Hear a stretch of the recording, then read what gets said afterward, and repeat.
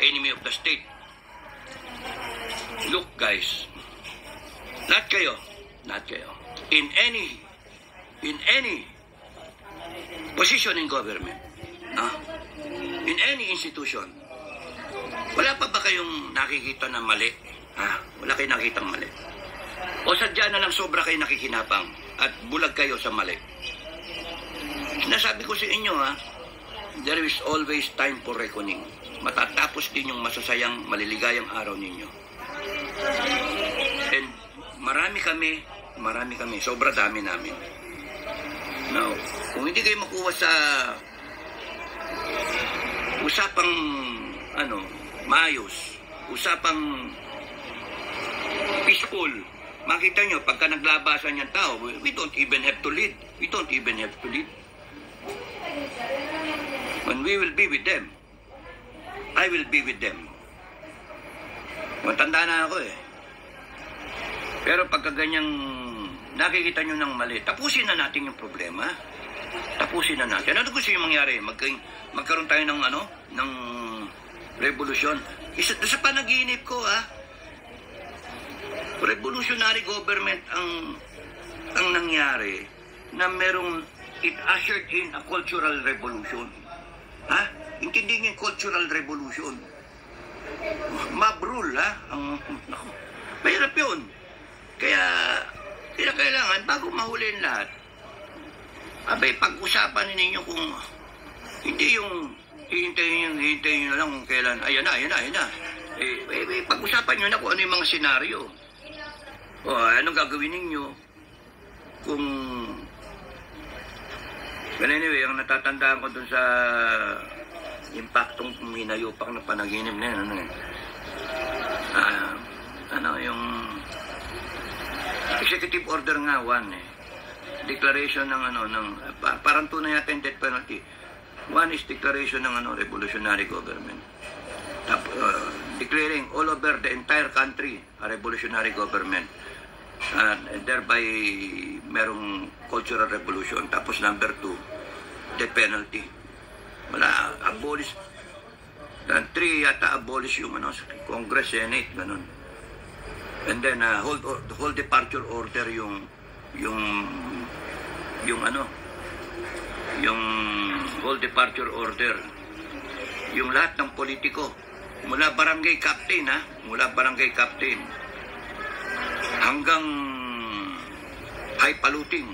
Tapos nun sinubject sa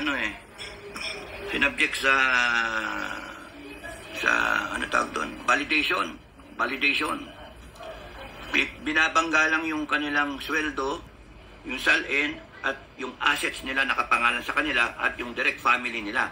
At pagka hindi, balik sa gobyerno. Yan. Tignan ko, maalala ko pa yung iba, pero sinashare ko sa inyo. Yun yung result ng grabing stress at saka yung pag-aalala mo. Pati hanggang panaginip, sinusundan ako ng kagaguhan na yan. Ng mga politiko na yan. Malapit na magalit, malapit na magalit sa inyo. Nang sobra-sobra, hindi na ako magpapatawad sa inyo. Mag-asta pa kayong mayabang. Mag-asta kayong mayabang. Tapos yung mga tumitira sa akin, mag-ingat kayo, mag-ingat kayo. Kala ninyo nagbibiro ako? Mag-asta kayong, akong baba na lang kayo. Humingi kayo ng tawad sa langit. Tumahimik na lang, yung buhay pandiretso na lang, Hindi mapang-api ng kapwa Pilipino. Kasi sabi ko nga there will always be a time for reckoning. At yung mga naghihikayat sa akin, huwag muna. Okay? Pabayaan ninyo ang inyong AFP at inyong PNP na magmasid, tignan, at kung kailan sila makikialam. Sa ngayon, just look at it na huwag niyo sasabihin sa akin na ubos na ang pera ng taong bayan. Ubos na yung pera. Paano maubos yung pera? We have $100 billion in foreign currency reserves natin. We have how many OFW? 9 million na nagpapadala ng mga remittances nila. Hindi maubos. Ang ubos, taong bayan, ang ubos, pasensya. Pasensya, government of the people, Republic of the Philippines. Ang ubos, pasensya ng tao. Yun ang ubos. Yung pera, hindi maubos yan kasi they can only, pwede lang nilang kulampatin yung so much. At kung sakasakali man, magkaroon ng turn of events, I myself will advise, volunteer my advice na hulihin lahat yan. Hulihin lahat yan. And we demand them to, I will execute them. Kami, pagkawala nga, kung nagkatotoo nga na walang death, na meron ng death penalty, I will be the one to execute them. Bonus. Walang pala. I speak. Mga abusado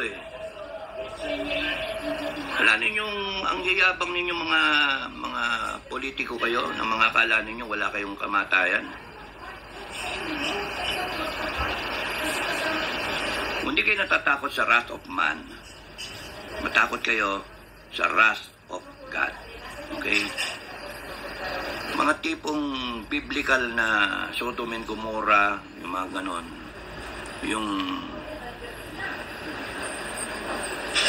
yung parting of the Red Sea, yung mga tipong ganon, 10 plagues of Egypt, no? Ako, I can only offer so much isang I speak lang, isang ganon lang, itapos na yung problema nyo. Pero pagka nag-wrath of God, sobrang paghihirap yung dadaanan ninyo. At hindi kayo mamatay. Kasi ayaw ng langit kayo mamatay. Gusto nyo ng langit, yun yung karma. Maghirap kayo ng todo. Kaya you better prepare for what's coming. O nga pala, nasa